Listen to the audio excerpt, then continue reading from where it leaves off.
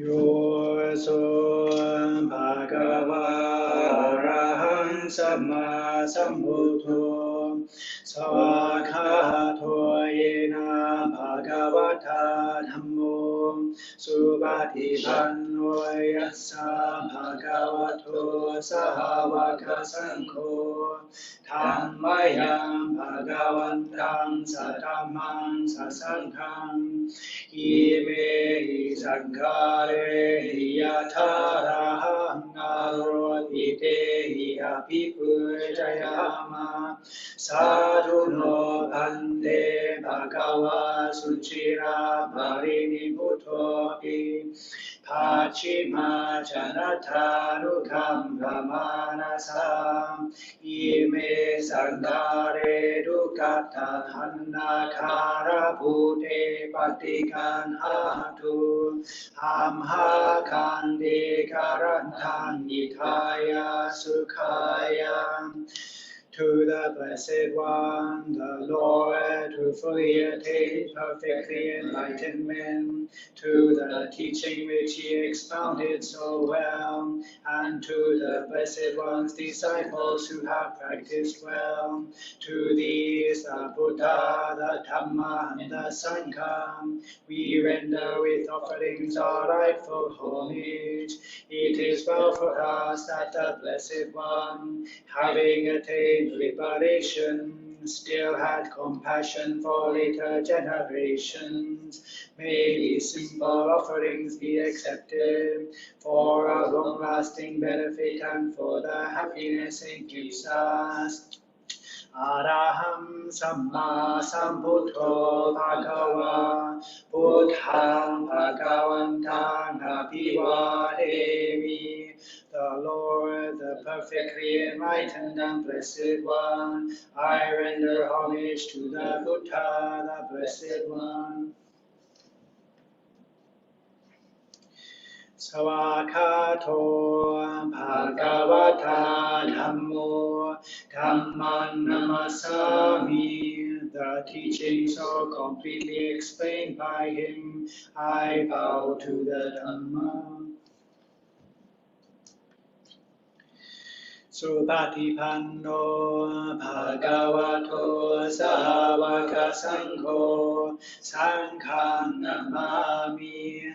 The Blessed One's disciples who have practiced well, I bow to the Sangha.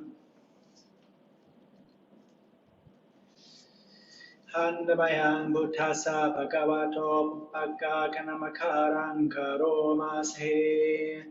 Namo tassa Bhagavato Arahato Samma Sambuddhassa. Namo tassa Bhagavato Arahato Samma Sambuddhassa. Namo tassa Bhagavato Arahato Samma Sambuddhassa. Now let us pay preliminary homage to the Buddha, homage to the blessed, noble, and perfectly enlightened one, homage to the blessed, noble, and perfectly enlightened one, homage to the blessed, noble, and perfectly enlightened one. Handamayam Bhutanusattinayam Karomase. Tangko Pana Bhagavantang Evam Karayano Iti Sato Hapukato Iti Piso Bhagava Araham Samma Sambuddho Vichacharana Sampanno Asugato Lokavidu Anuttaro Purisa Dhamma Sarati Sata Deva Manusanam To Bhagavati Now let us chant the recollection of the Buddha. A good word of the Blessed One's reputation has spread as follows. He, the Blessed One, is indeed the Pure One, the perfectly enlightened One. He is impeccable in conduct and understanding, the accomplished One, the knower of the world. He trains perfectly those who wish to be trained. He is teacher of gods and humans. He is awake and holy. Handamayang Buddha Vikiting Karomasahe Buddhavarahantavaratadi Gunapiyuto Suthabhiyana Karunahi Samagatato Pote Siyo Sujanatang Kamarang Vasuro Vandamaham Tamaranam Sirasa Jinindham Buddhoyo Sapapaninan Saranam Ke Manutamam Pattamanu Satitana Vandamitam Sirenaham Buddha Sahasmita Soa Buddho Me Samikisaro Buddho Dukkha Sagata Chavitata Shahita Same Buddha Saham Niyate Mi Sariram Jivitam Chidam Vandantoham Chadesami Buddha Seva Supoditam Nati Me Saranam Lanyam Buddho Me Saranam Varam Etena Sachavachena Vadeyam Satu Sasane Buddham me van mamane ayam punyam pasutam hitam sampe piantaraya me mahe sundasate jasam. Now let us chant the supreme praise of the Buddha. The Buddha, the truly worthy one, endowed with such excellent qualities, whose being is composed of purity, transcendental wisdom and compassion, who has enlightened the wise like the sun awakening the lotus. I bow my head to that peaceful chief of conquerors, the Buddha who is the safe, secure refuge of all beings. As the first object of recollection, I venerate him with bowed head. I am indeed the Buddha's servant. The Buddha is my Lord and guide. The Buddha is sorrow's destroyer, who bestows blessings on me. To the Buddha I dedicate this body and life, and in devotion I will walk the Buddha's path of awakening. For me there is no other refuge. The Buddha is my excellent refuge. By the utterance of this truth, may I grow in the Master's way. By my devotion to the Buddha and the blessing of this practice, by its power, may all obstacles be overcome. Kayena vachaya vachetasava Buddhe kukamam bhagatam mayayang Buddho patikan hatu achayantam Karantare sangvaritum ma Buddhe. By body, speech or mind, for whatever wrong action I have committed towards the Buddha, may my acknowledgement of fault be accepted, that in future there may be restraint regarding the Buddha. Handamayang Dhammanusatinayam Karomasahe Savakato Bhagavata Dhammo Sanditiko Akariko Ehi Basiko Opanayiko Achatang Vedi Dhammo Vinyuhiti. Now let us chant the recollection of the Dhamma. The Dhamma is well expounded by the Blessed One, apparent here and now, timeless, encouraging investigation.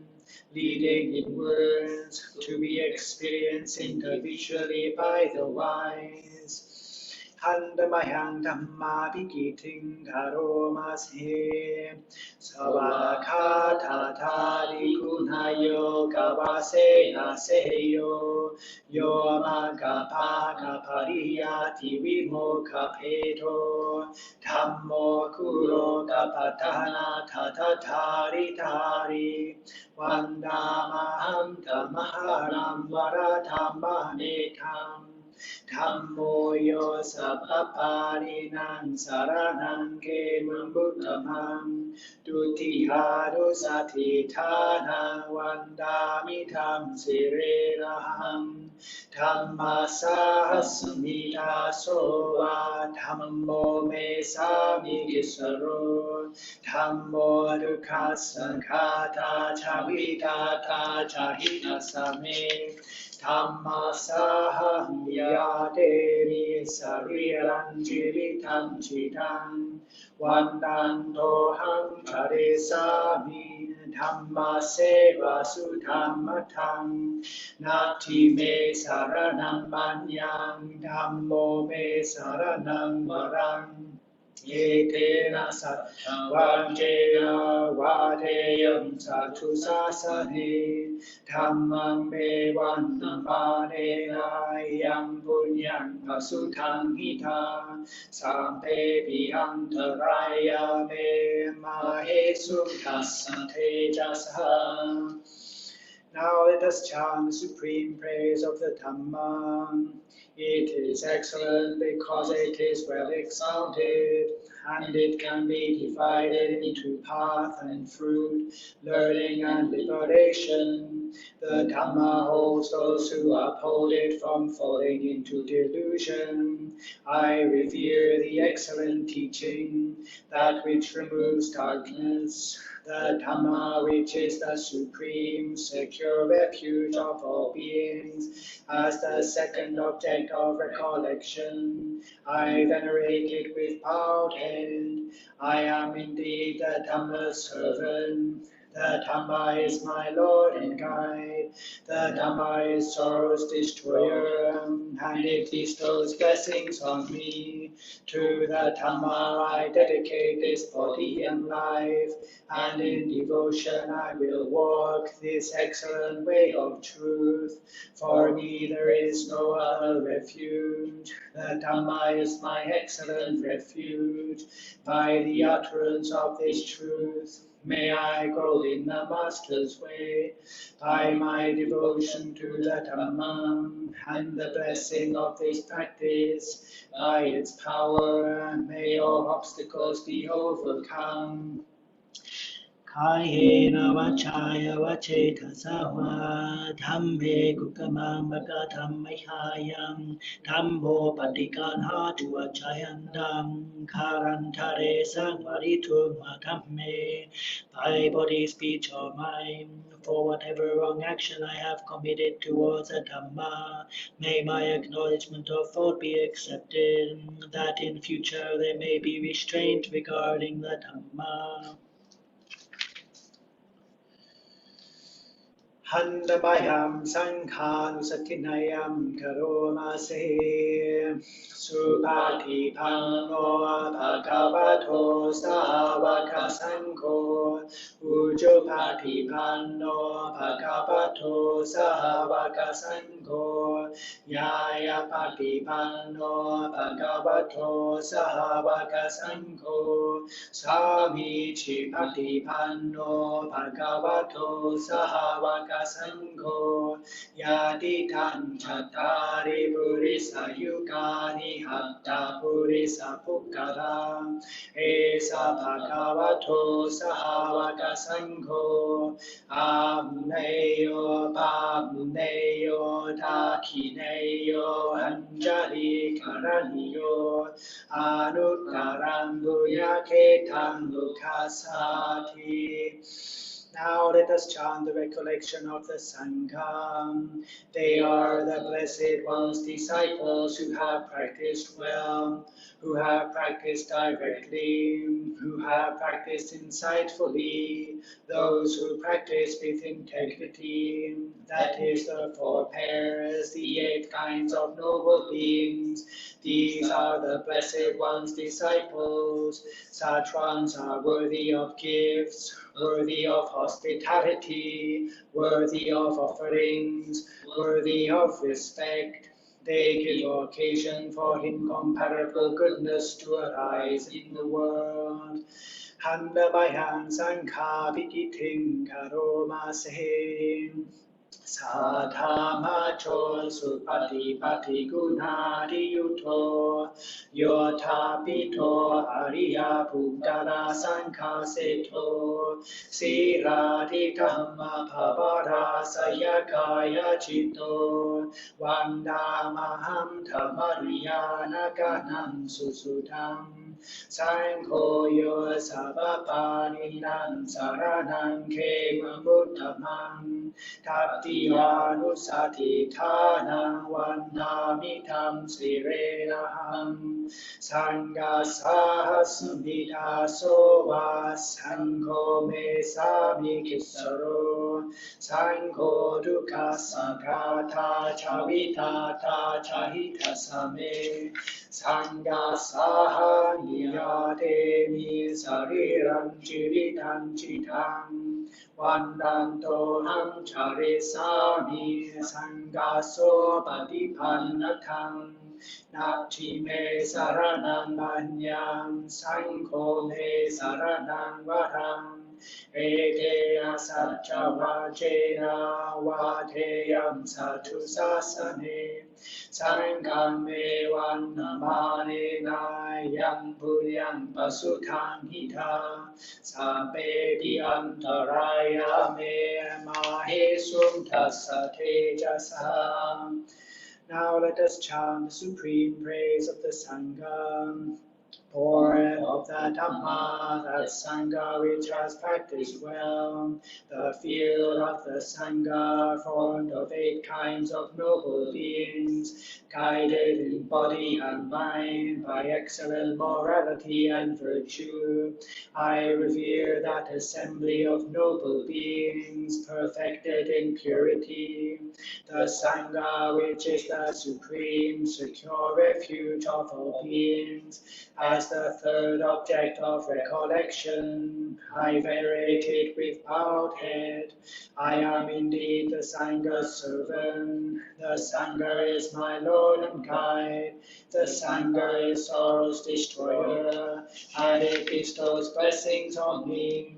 To the Sangha I dedicate this body and life, and in devotion I will walk the well-practiced way of the Sangha.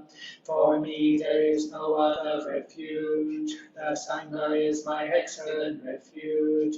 By the utterance of this truth, may I grow in the Master's way. By my devotion to the Sangha and the blessing of this practice, by its power may all obstacles be overcome. Kayena vachaya vachetasava Sankhe kukamang bhakatang vayayam Sankho patikan hatua chayantam Karantare sangvadhitum vasanghe by body, speech or mind, for whatever wrong action I have committed towards the Sangha, may my acknowledgement of fault be accepted, that in future there may be restraint regarding the Sangha.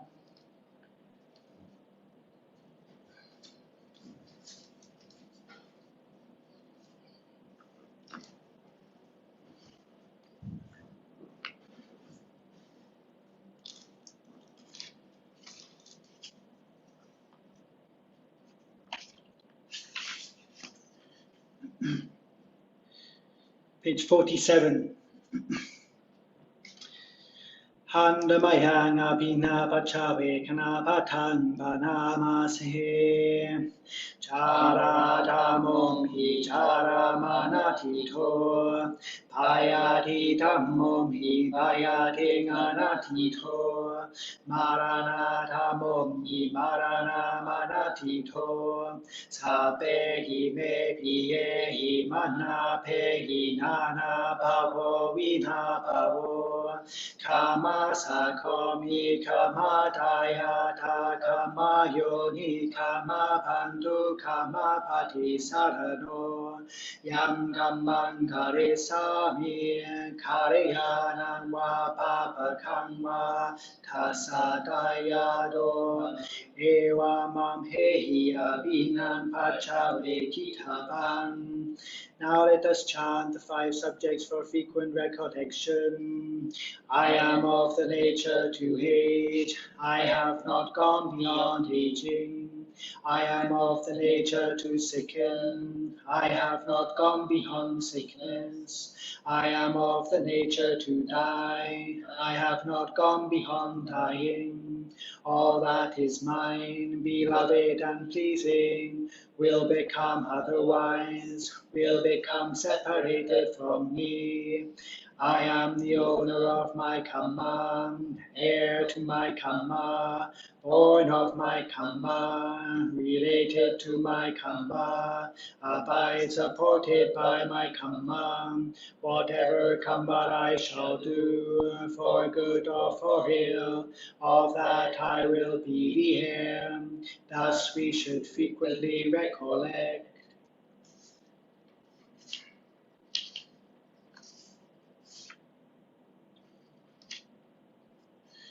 Page 50, 50.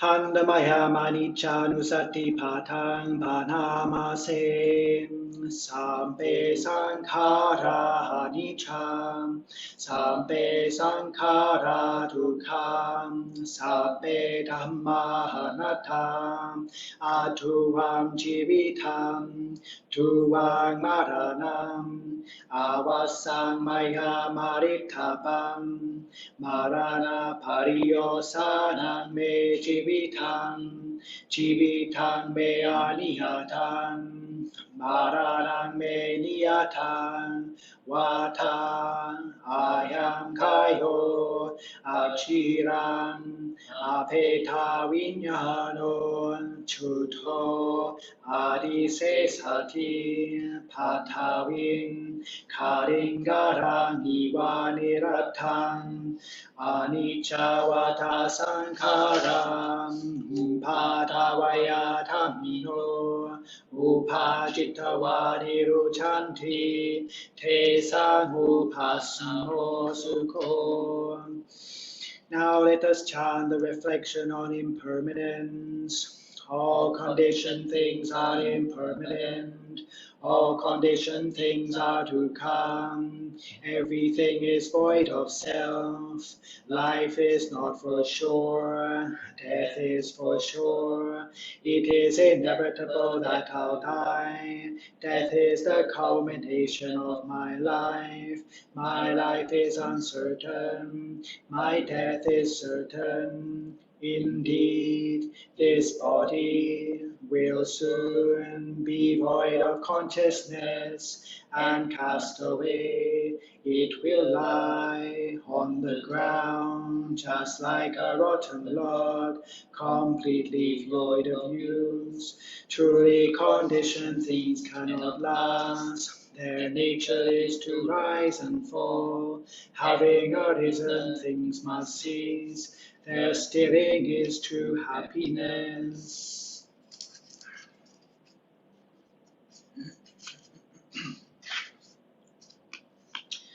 Page 33. Handamayang metta paranangaro mase aham sukhito homi nidukho homi avero homi apaya pacho homi aniko homi sukhiyatanang pariharami. Sape satta sukita hontu, sape satta havira hontu, sape satta habaya pacha hontu, sape satta hanika hontu, sape satta sukhi hatanam pariharantu, sape satta sapaduka pamuchantu, sape satta latha sampatito mavikachantu, sape satta kama sakha kama tayata kama yoni kama bandhu kama patisarana, yam namangare santi karayanang va papakang va tassa tayata avisanti. Now let us chant the reflections on universal well-being. May I abide in well-being, in freedom from affliction, in freedom from hostility, in freedom from ill will, in freedom from anxiety, and may I maintain well-being in myself.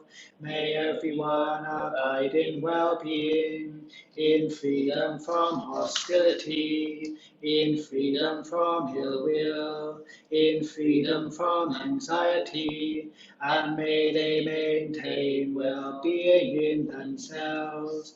May all beings be released from all suffering, and may they not be parted from the good fortune they have attained.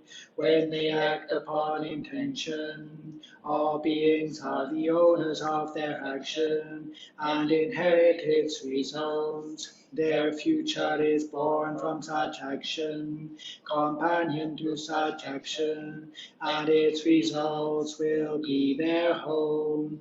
All actions with intention, be they skillful or harmful, of such acts they will be the heir. Page 31.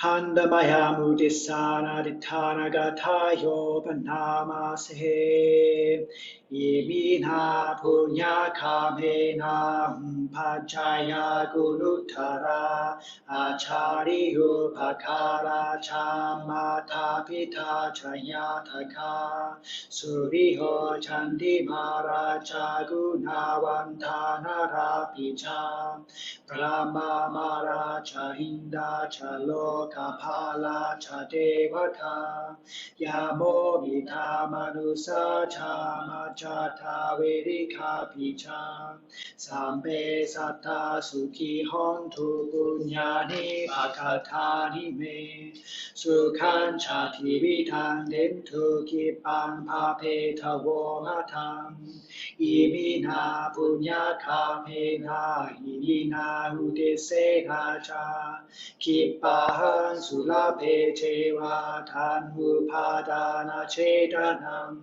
Ye Santane Ina Dhamma Yavani Panato Mamam Nasantu Sabata Yewa Yatha Jato Pave Pave Uju Chitam Satipanya Sadeko Viriyam Hina Malala Bantu no Kasan Katun Chaviriye Sume Buddhati Pavaro Nato Dhammo Nato Varutamo Nato Pache Kaputo Cha Sangho Nato Karo Mamam Te Sotamanu Pavela Maro Kasang Lapantuma.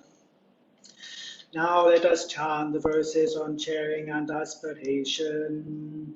Through the goodness that arises from my practice, May my spiritual teachers and guides of great virtue, my mother, my father, and my relatives, the sun and the moon, and all virtuous leaders of the world, may the highest gods and evil forces, celestial beings, guardian spirits of the earth, and the Lord of death, may those who are friendly, indifferent, or hostile, may all beings receive the blessings of my life.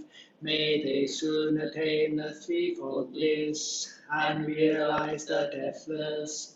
Through the goodness that arises from my practice, and through this act of sharing, may all desires and attachments quickly cease, and all harmful states of mind, until I realize Nibbana. In every kind of birth, may I have an upright mind, with mindfulness and wisdom, austerity and vigor. May the forces of delusion not take hold, nor weaken my resolve. The Buddha is my excellent refuge. Unsurpassed is the protection of the Dhamma. The solitary Buddha is my noble guide. The Sangha is my supreme support. Through the supreme power of all these, may darkness and delusion be dispelled.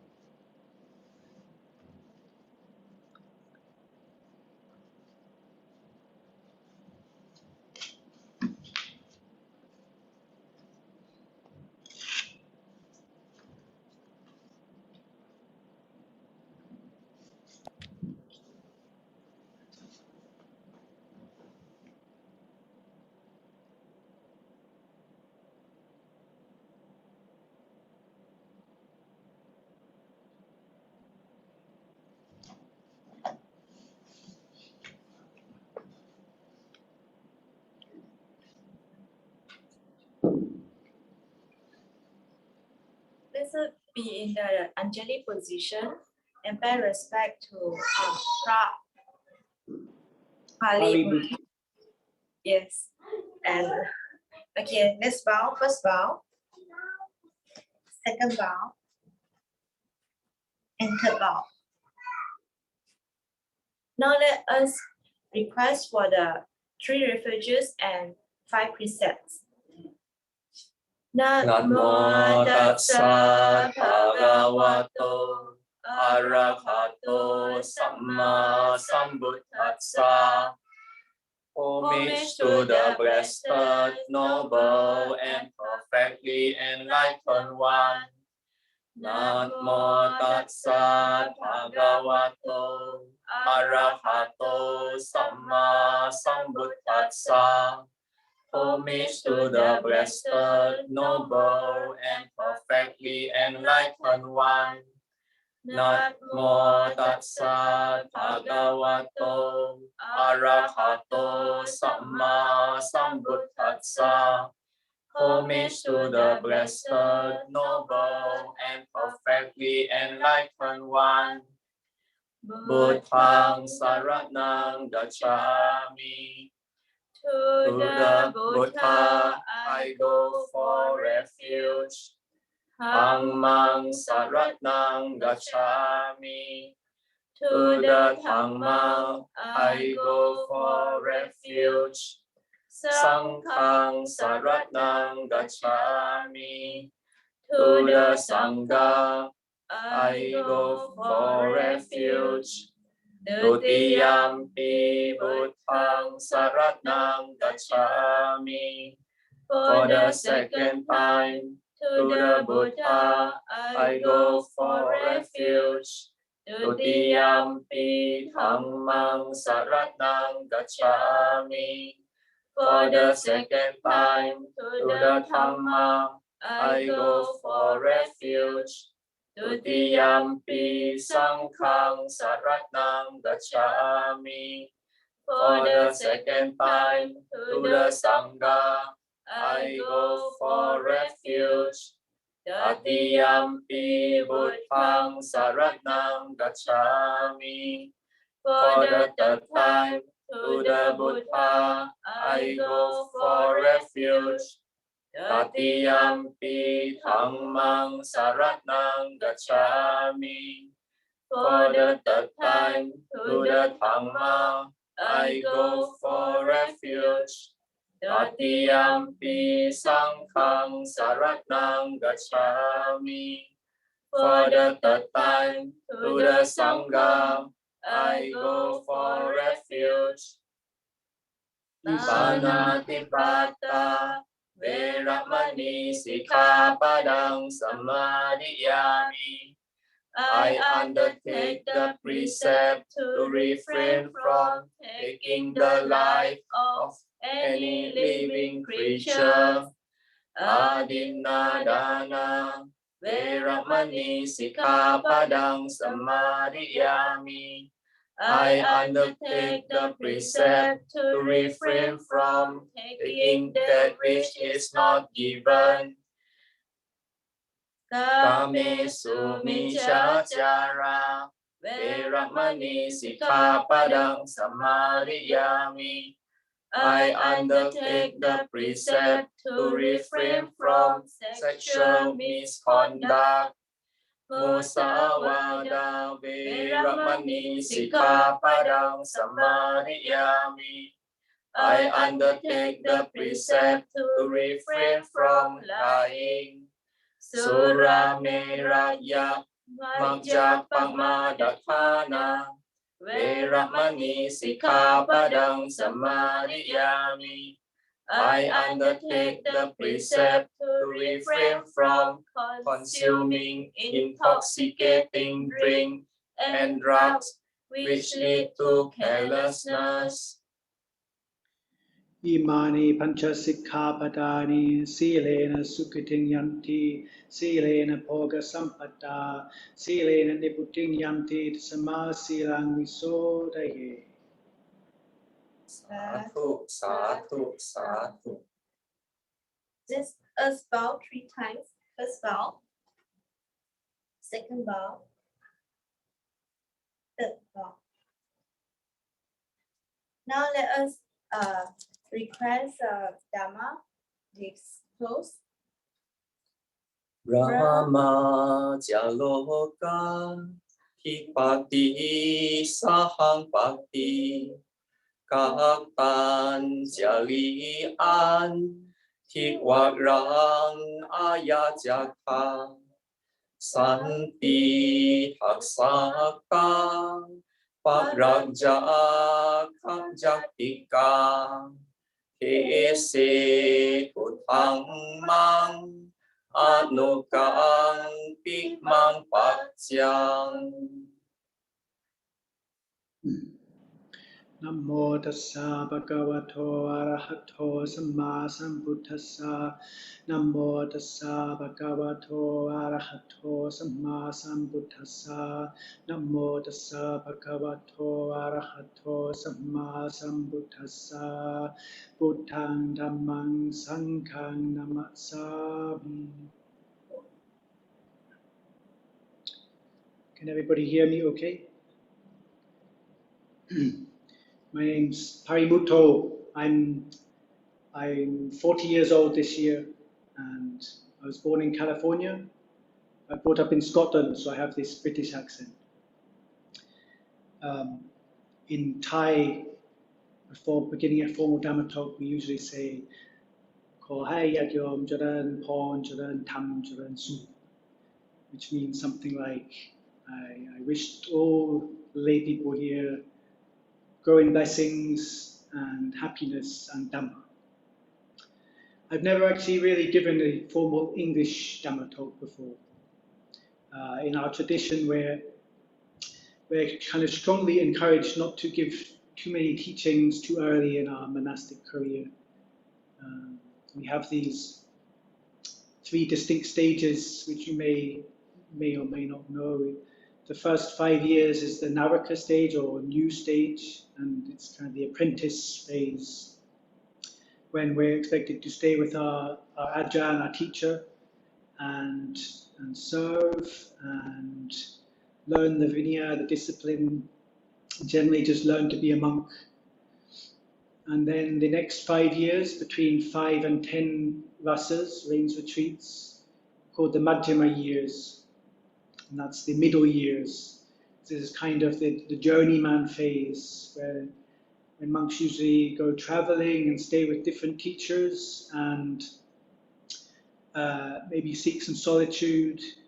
But again, we're still learning in this phase. And then it's not until the 10th rasa, the 10th year as a monk, and then we become an ajahn. And the word ajahn is the Thai word, comes from the Pali acharya, which means teacher. So after 10 years, then it's not necessarily expected, but it's normal that people will start teaching at that point. Some people don't. Some people choose to remain in solitude, or some people become hermits. But so I was ordained at Wat Pah Nanachat, and they quite strictly keep to this system. And so before we get to 10 rasas, actually we don't give any teachings. And this is mainly because we have so much work to do on ourselves. There are still many ways in which we can help and teach the lay people, but there's this simile of a man stuck in the mud trying to pull someone else out of the mud. You have to free yourself first. So as I say, I've never really given formal teachings, but I'm happy to do it now.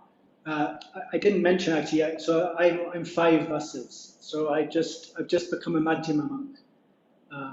So I was at Wat Pah Nanachat for a number of years, and we go to various places. Ajahn Kevali will send us to some Thai monasteries, learn the language and the culture, and also go to some smaller branches for developing our meditation and seclusion.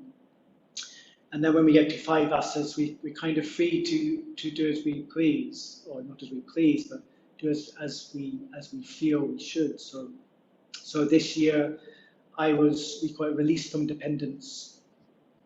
And so I've just been on Tudong. I don't know if you know about Tudongs, where monks basically wandering, walking around, just going from village to village, monastery to monastery, and collecting alms each morning, hopefully, depending on the village and where we are.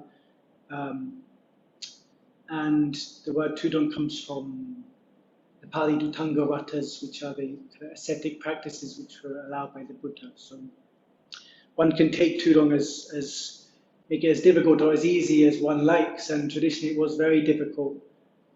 Nowadays, people are a little bit more relaxed, but there's this Thai saying, when you're on Tudong, you should ha kwan tu, which means you should go looking for suffering. I found that it wasn't actually necessary to look for it. It just kind of came by itself. The heat and insects and uncertainty each day. But that was partly what I was looking for. In a monastery, sometimes it feels like everything's arranged for us and we can go and bind about, but we expect to, because the same people are giving us alms each day, and one can get a bit, you get used to it and you come to expect it. And I really wanted to experience just the uncertainty, and it makes one more grateful for one's meal each day, when you don't know what you're going to get and you're wandering through an unknown village. So I started I don't know if you know Thailand so well, but I started in Kanchanaburi and came up through Tung Yai, Nalesuan National Park, and then into the mountains, Mae Hong Son. But I had to stop a bit early for a few reasons, had a bit of business to do, and it was getting a bit difficult. There's been some trouble on the border. The Karen people and the Burmese, the new Burmese government, have been actually shooting each other. It's been ongoing for some time. I could actually hear the big guns in the distance, the boom. And the route I wanted to take was closed by the soldiers. So a number of things. Also, I kind of wandered into some slightly more unfriendly territory than usual. So there's a lot of, it's not all Buddhists there, it's Muslims and Christians, and you never really know whether people even know what you are or whether they're going to give you alms. And so a couple of villages weren't so friendly. It was becoming a bit difficult to collect food each day. And then I happened to stay in this monastery, and the Ajahn there offered to just basically arrange my travel here. So I had aimed to come here to Dhammagiri because I knew it was a good place. So I stopped a bit early, but I'll probably start again after I rest here for a while. But as soon as I arrived, Ajahn Tagino, he said, "Oh, you came at just the right time. I invite you to give the Dhamma Talk this evening." So this was not expected, and there's no preparation whatsoever.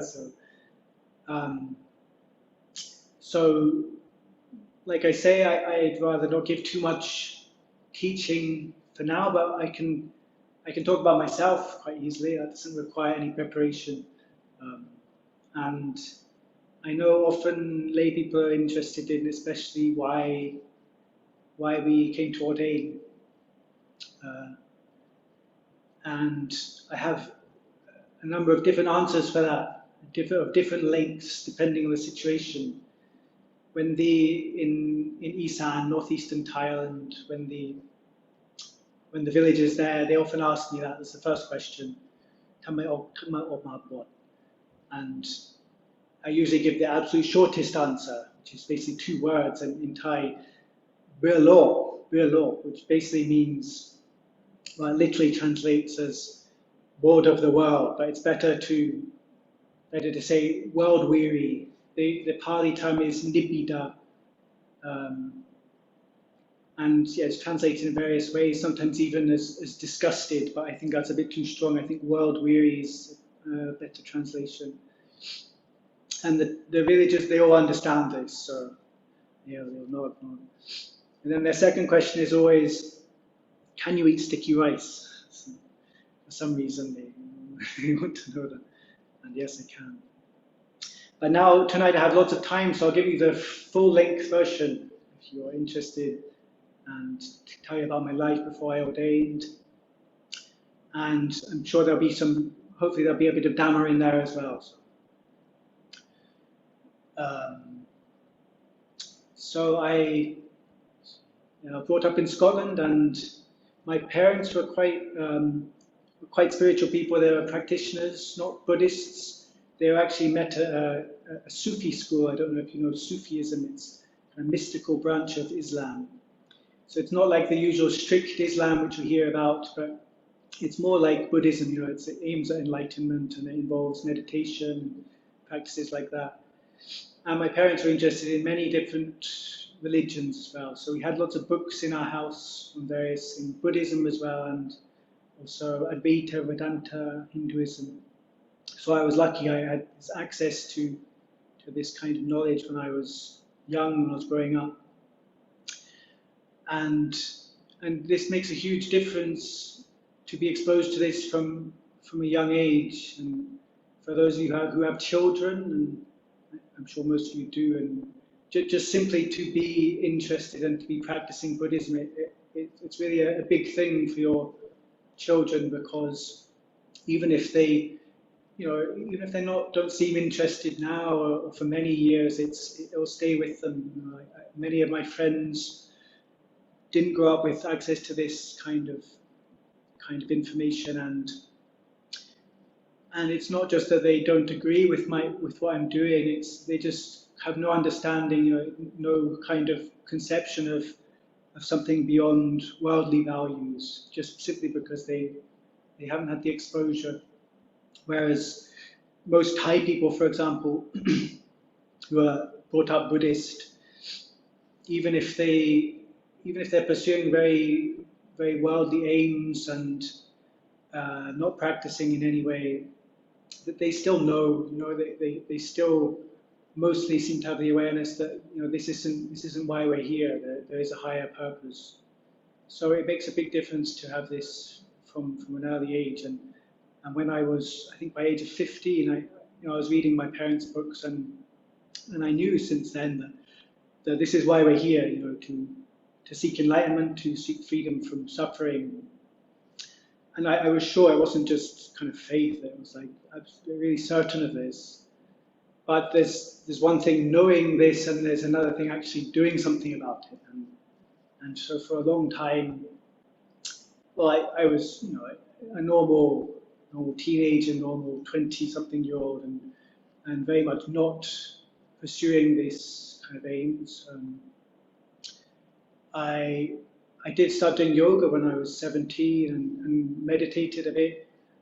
I'd do yoga, I'd just try to meditate, but it was never very successful because I'd sit down and try to make my mind peaceful, but there was always something else I really wanted to go and do, and I was always impatient, and I wanted to go and see my friends, wanted to go out. I also met the woman who I later marry at a very early age when I was still a teenager, so that was a big part of my life from an early age. And yeah, did the normal things teenagers do, parties, and later on very much absorbed in my studies. So many years of university, because I started playing the piano at an early age, and age 6, and so many years, and then I went to study music at university. So I did a degree in music, but it seemed unlikely that I'd ever really make a living from that. So then I switched to mathematics, and I studied pure mathematics, like very abstract mathematics, for many years, and I did a PhD in the end, and studied in a few different cities. I moved to New York, then back to London, and bought a house with my wife, and was quite happy there for a number of years, and had a little dog. We didn't have children, we both weren't so interested at that time. My wife was very busy, she was quite a successful civil servant, and I converted my attic into an office, so I spent my time up in my attic thinking very hard about very abstract things. And yeah, so I worked very hard, but more and more I became a bit obsessed actually with mathematics. I was never so interested in money or rank, but I was very interested in knowledge, and there's something quite intoxicating about the possibility of actually discovering new knowledge and doing research. And yeah, I became a bit obsessed with the problem I was working on, and the last year of my PhD I was really actually sleep deprived and just thinking so hard and not making so much progress. And if I knew then what I knew now about samadhi, actually, things would have been different, because as I know now, real insights don't come from the thinking mind. They only come when one stills the mind. They come from a peaceful mind.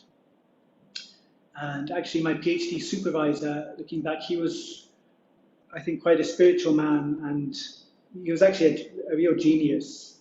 And he'd devoted his life to teaching, and he did a lot for free. He'd write books and teach people, and he had these offers from like quite prestigious universities, Oxford, Cambridge, but he chose to stay in this quite difficult to live part of inner city London, just because that was where the type of mathematics he loved was being done. And he said to me a few times, sometimes if you don't understand what you're doing, sometimes it helps just to stare at the page for a while, and maybe the answers will come. And I didn't really understand what he meant then at all. But looking back, I see what he was doing. It's making the mind still, and when one does that, often insights can arise. And actually, there have been many scientific discoveries made in the past in that way, actually. Stories like, you might have heard of Newton and the apple falling on his head. That he only understood gravity when he relaxed under the apple tree, dozed off, and apple hit him on the head, and he had his moment of realization. Or there's the Greek mathematician Archimedes, he was in his bathtub, and he just relaxed, and then he realized about displacement of water volume. He ran down the street naked and shouted, "Eureka!" So, but the point is, yeah, I didn't realize this at the time, so I was thinking very, very hard. And yeah, almost went a bit crazy even. But I managed to get my PhD finished. But when it was finished, of course, there's this kind of letting go, relaxing, and things came up, and my life changed a lot. One thing, my relationship with my wife, we kind of fell apart.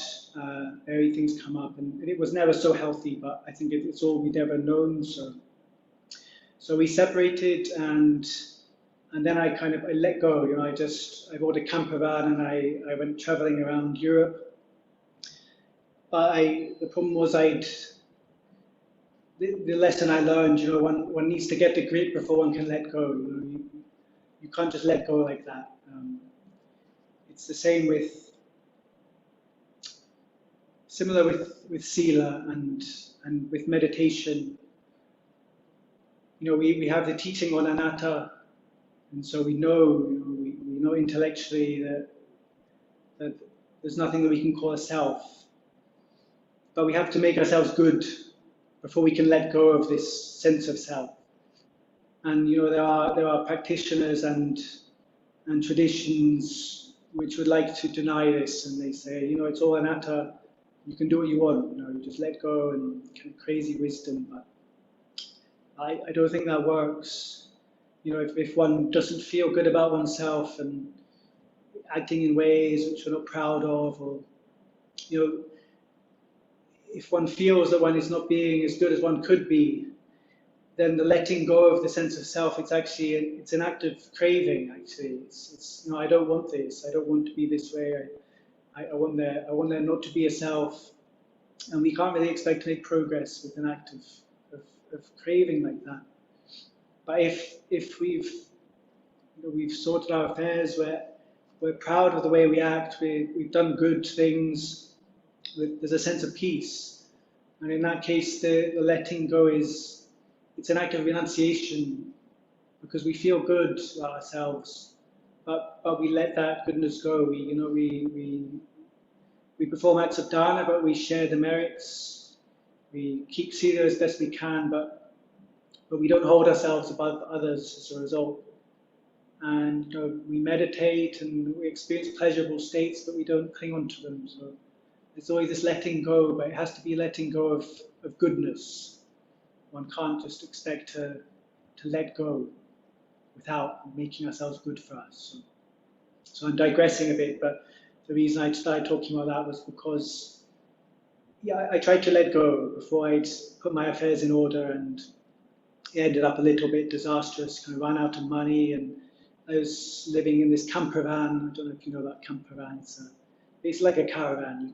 It's like a vehicle you can live in, and it broke down, and so I kind of limped back to the UK, and then yeah, my life kind of took a bit of a downturn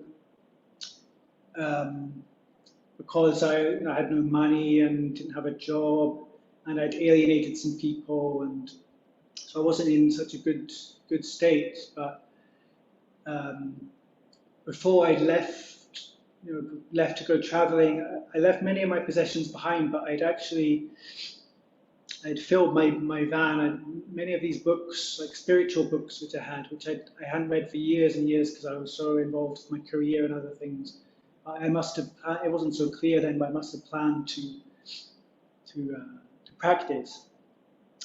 And so at my lowest point, I was in this camper van, and yeah, didn't have any money, didn't have a job, didn't really have friends I could rely on, and there's this feeling of being without refuge. But you know, looking back, these things which I did take as a refuge and which we do take as refuges, in the Buddha's teachings, and as we know, they're not true refuges. We can't depend on them. They're subject to disintegration, to fading away. People get sick, people die, we lose homes, we lose jobs. I think many people in the world have experienced this loss of various refuges in the last couple of years. And just a strain of flu comes along and everything can change. And I had this feeling on Tudong recently. Actually, it happened to be my 40th birthday, and I woke up and I was in a strange village and staying in this city monastery where they didn't really understand what I was doing. I think they thought they were a fanatic, crazy fanatic, and there was this unseasonal heavy rain, and I was about to go up into the mountains, and I wasn't so sure of my route. And so many reasons, but I had this real strong feeling of fear, and didn't even want to go out, on arms round, and I kind of examined this fear, and I realized it was the feeling of not having a refuge, because when one's wandering on Tudong like that, it's really very clear, when you don't have a home, you're not certain if you're going to get any food. But when I really thought about it, I realized, when did I have a refuge? Is my parents' house my refuge? Was Wat Pah Nanachat my refuge? The friends that have kind of come and gone. And these things are not refuges. But the true refuges, the ones we go for refuge in, Buddha, Dhamma, and Sangha, these are always with us. And I think, they can be looked at in different ways, especially going for refuge in the Buddha. But for me, it's best not to view this as somehow taking refuge in a historical figure. The Buddha wasn't a person. He was asked a number of times, about himself, such as he called himself the Tathagata, as the one well gone. He never referred to himself as I or as a person, and he really refused to answer questions about speculating on, one common question was, does the Tathagata exist or not exist after death? And he would just say, this doesn't apply. It's similar to when he was asked questions on self, is there a self, is there not a self? He never actually said yes or no, he just said, this doesn't apply, and the reason is because the question was asking about something which is not defined, this notion of a self or the notion of the Tathagata. So I think he frustrated his listeners.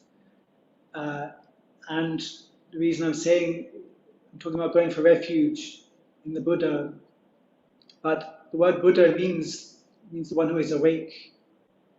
It's quite actually instructive in the Thai translation of our chanting. I think the translation of the line Buddho Bhagavati, which we translate in English as he is awake and holy. Actually, the Thai translate as Puro Buddham Pubapa, which means literally the one who knows, the one who is awake, the one who is joyful, blissful. And it's referring to the knowing, the sense of knowing, the sense of presence, and the sense of joy which comes from that, which is always with us. This knowing, just the sense of simply being here and being able to see things arise and pass away, and the joy which comes from that. So the word Buddho it's the one who knows, but it doesn't have to be a historical figure. And if you look at it in this way, the Buddha is always with us. There's always the knowing, just simply to make our mind calm and be present. So this is a true refuge because it will never disappear. It's always there. Similarly with the Dhamma, the teachings of the Buddha. The Buddha said, whether or not the Buddha arises or not, the Dhamma is true. The Dhamma will be there.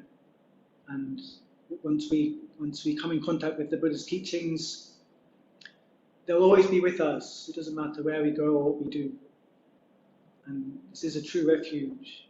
Similarly with the Sangha, just the knowledge that there are monks, great monks in the past who have followed this path to its conclusion. Simply that knowledge, it's a great boost to our faith. In Thai monasteries, I think in all monasteries, behind the shrine there's always photos of great monks of the past who have recognized to have attained enlightenment, and it can really help when one is lacking faith, just to remind oneself that there have been these people in the past who have succeeded in this path. So just this knowledge, knowledge of these 3 refuges, and not subject to arising and passing away, like all the other things that we take as refuges, our homes and our families and our money and our jobs. So I'll get back to my story. So I was at a very low point in my life.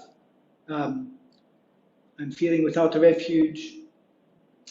In a sense, there's a kind of peace comes from that, because there's nothing to think about anymore. There's nothing to strive for, no job no career to develop, no friends to go and see, no money to worry about. And so there's kind of nothing really left to do. So and at that point I started reading the books that I'd kept in my van, and it was like rediscovering something that I always knew, and especially reading this Buddhist book. And then I just decided to go and meditate, and I sat under a tree. But this time it was different, because I wasn't wanting to go somewhere else and do something else. And actually I sat through the usual period when one feels restless and wants to get up, and for the first time my mind became very peaceful. And that was probably the most important moment in my life, because it was like discovering a whole new world. I'd like coming home, and since then, after that, I really started to devote myself to meditation. And then my life just quickly kind of picked up, and I was offered a job in Brussels, postdoctoral position, and made new friends, and bought a flat, and quickly it was like, I was back to quite a good position in life. But there was always this knowledge, like just how quickly things can disappear. And so it always seemed a bit insubstantial. I'd seen just how quickly one can lose everything. And also, I was more and more just solely interested in Buddhism, really. And I was lucky I had this job, an academic job, where one can come and go as one pleases, and one has to be one's own boss, really. And there's this long-term pressure to publish and apply for grants. But for that year, I was very lucky that I had lots of time, so I was able to devote myself to meditation. And as samadhi developed, and I found I just naturally started kind of giving things up. Very obvious things like drinking and smoking, and things like drinking coffee, eating meat, and just gradually one by one. And then more subtle things, just habits of mind and thought, and going out less. And actually a very important one is the internet use, being much more careful about the sites I looked at, and social media, which is very, can be such a distraction. Actually, there's one Ajahn in Thailand, very well respected, and he was asked, what's the biggest danger to the Sangha at the moment? And he said, actually, smartphones. Just simply this, especially social media, it's this constant kind of ding ding, and constant interaction, and constant just not really being present, just constantly mind on how one's Facebook post will look, or how this will look in a photo, and whether friends will like this. So yeah, I cut down on that, and this just happened automatically. It's, you know, there's this interaction between these sila and samadhi. It's not just one way. It's not just simply that keeping good sila can help one's meditation. It also works the other way. You know, that one's, I guess, as I kind of mentioned, you know, simply the acting in a good way that we're not ashamed of. It leads to lack of remorse and a more peaceful mind, and we're able just to be with ourselves and just be quiet, sit quietly without agitation. But it works in the other way as well. You know, when one develops peace of mind and a sense of joy, and when meditation becomes one's refuge, then there's less wanting to go out into the world, less seeking to gain sensual pleasures, and when one is more at ease at oneself, then there's less aggression, competitiveness, and anger, and so one's sila automatically becomes easier to keep because there's just less greed and anger in the mind, and so these two do inform each other. And for me, it really worked that way. It was the meditation came first.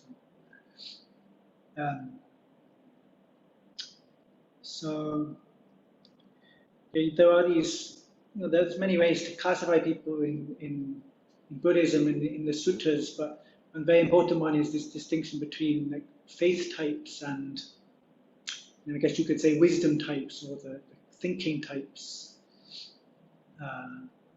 and different types of practitioners. And actually, even in the sutras, even the sotapannas, the stream enterers come in two types. There's the satta vimutti, which is liberated by faith, and then the panya vimutti, which is liberated by wisdom.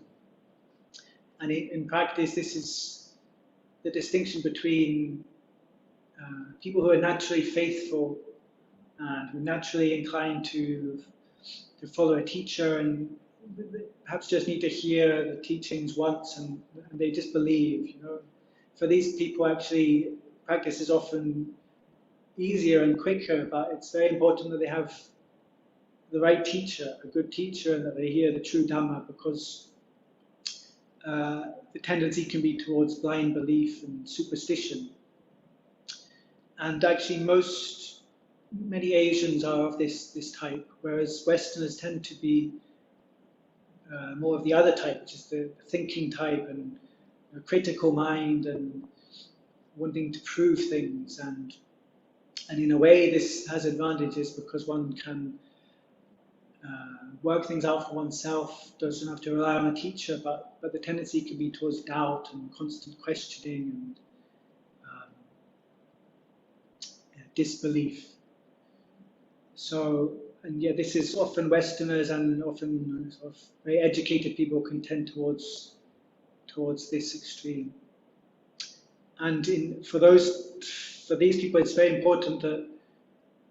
So I'm very much of that type, and it is very important that we have to have some kind of proof. And so for me, it was just the experience of samadhi was a really big change. And I was speaking to a Thai Ajahn recently, and he was talking about setting up a monastery in the West and how different it is from Thailand, and how the lay people there, you know, they need to be kind of convinced of the benefit of dana and sila, and you know, it's not just this automatic belief like in Thailand. And he said what they found there is it was very necessary for these to help them to experience the peace of mind that comes from samadhi, and then things would change, because then the faith comes. Once that experience has happened, then the faith can grow, because one sees, you know, following the Buddha's teaching led to this experience, and it really changed one's life. So this is what happened to me, and as after the experience of samadhi, my faith really grew and grew, and grew to the point where I just lost more and more interest in worldly matters. And I remember one day I went to work, but I I decided not to go in. I just sat under a tree outside instead, and I was meditating, and I just thought to myself, you know, what am I doing? Like I'm being paid for my work, and I'm spending my time meditating, and you know, I'm trying to renounce the duties of society. Then I should also be experiencing the benefits, and you know, why not just give up work altogether and be a monk? And so I kind of decided at that point, and I remember I emailed I was explaining to my friend, you know, who was a bit disbelieving why I'd want to do that, and I told him that I was already kind of living like a monk anyway, which is what I thought. You know, I was keeping the 8 precepts as best as I could and getting up well before dawn to meditate, and I thought I was living in quite an austere way. But then when I came to Thailand toward day, I realized I wasn't living like a monk then. I was quite comfortable because it's quite a shock coming here. I wanted to come to a Buddhist country, you know, really experience going on Bindabat and the support which comes from being in a Buddhist country, and went to Wat Pah Nanachap. It's very hard training there. You know, we get up at 3 a.m. and then you do your chanting and an hour meditation, and then it's kind of sweeping, cleaning, and then you go out on Bindabat, you know, barefoot for an hour or so, walking a few kilometers. And it's not actually till 8 a.m. that we actually eat anything, or even have a cup of coffee or tea. So. And it's very hot, there's insects, I mean, many things, the language, the food we're not used to. And then when you're a junior monk or novice, you're expected to really devote yourself to serving, and we put a lot of emphasis on being an attendant. So then we eat our one meal at 8 a.m. and when you're junior, you have to really rush because you have to finish before your ajahn, so you can be there to wash his hands. And so sometimes it could be only 10 minutes you have to eat, and it's very, very tough. So I realized at that point that I wasn't living like a monk before, but it's good that I didn't know, because I might have not come if I'd known how difficult it would be at first. But one gets used to it, and after maybe 3 years or so, I felt a lot happier. And then at 5 years, you become a Majjhima monk, and then you can kind of decide how you want to practice and where you want to go, and so things are a bit easier. There's not so much strictness and authority. So now I haven't even made any plans for what I'm going to do after this. I'll maybe be here a couple of weeks and then go wandering again. Actually, this year I'll go back and visit my family for the first time. Actually, I haven't seen them for 7 years. Go to my father's in Germany and my brother's in California. And that in itself is a little bit intimidating, just going back to the West. It's almost like we've taken on a whole new persona. You know, I have a different name and dressed in these kind of robes, which people just never have seen. It's not like in Thailand where everyone knows what you are and what you're doing, and most of them like respect you. They wire you and they want to offer you things, and in one sense we have it a lot easier here than monks in the West, because they really stand out, and also they have to explain everything because non-Buddhists don't really understand. They don't know why they should offer food. You know? What are you doing for us? Are you contributing to the economy, and so forth. So yeah, it'll be a different experience. And after that, I haven't made so many plans.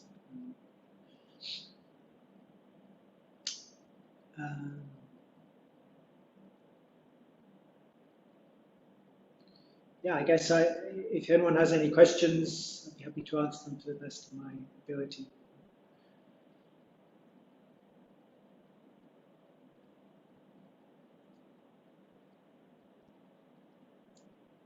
Yeah, I don't know. Can we hear the lady? Yes, it's showing that light. Okay. Any questions you want to ask?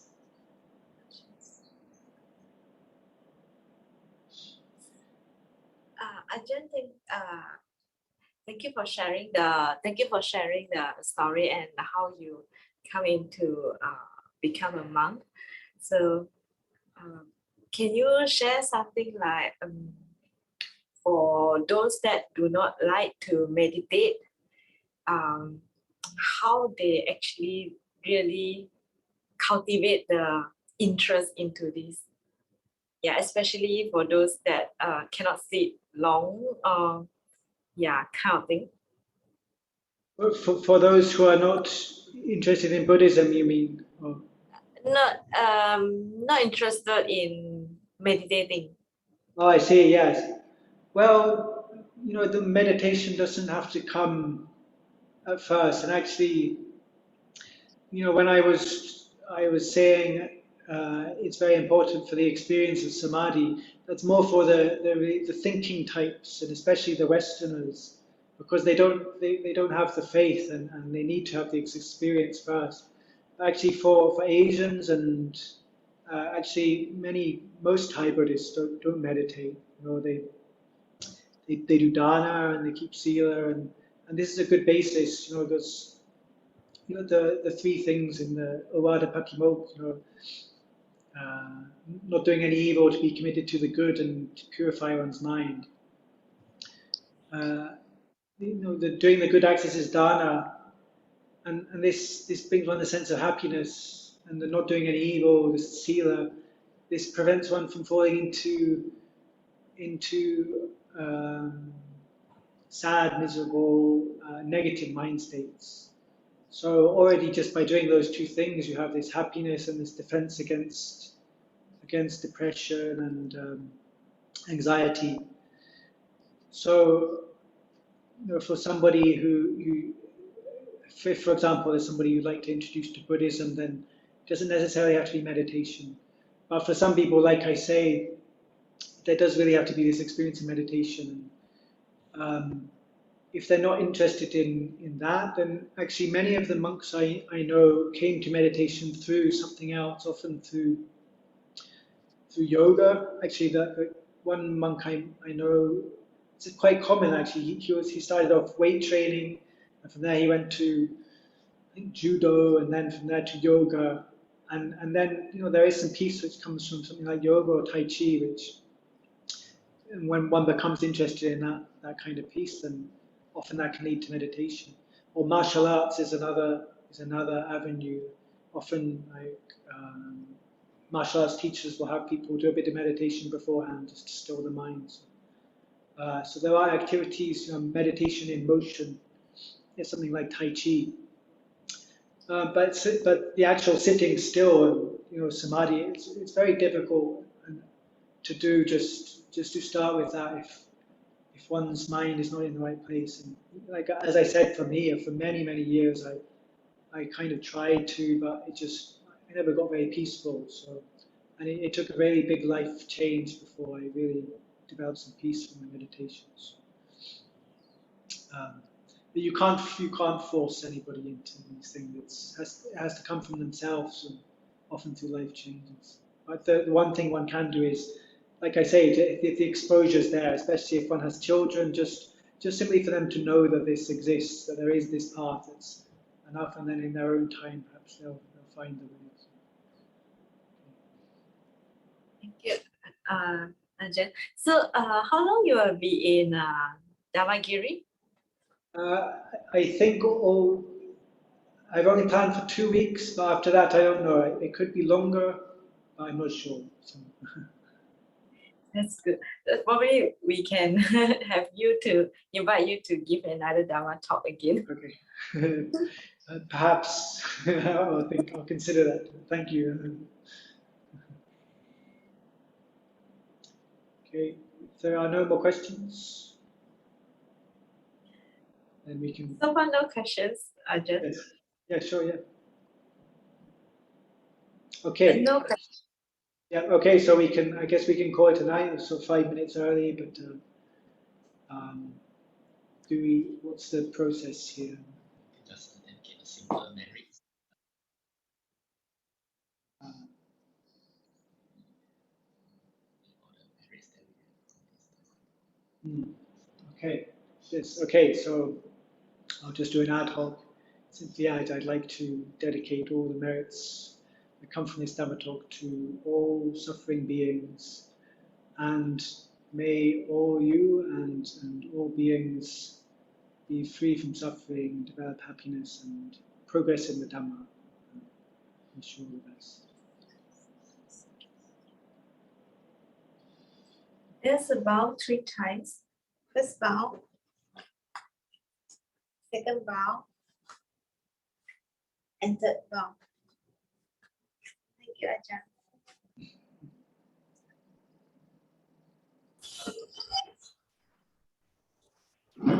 As for the closing the homage,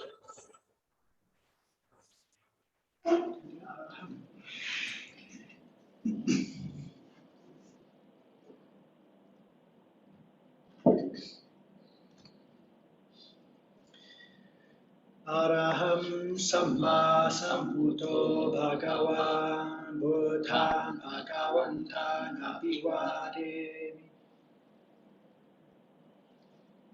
Sawakato Bhagavata Dhammo Dhamman Namasami Subhatipanno Bhagavato Sahavaka Sangho Sangham Namami.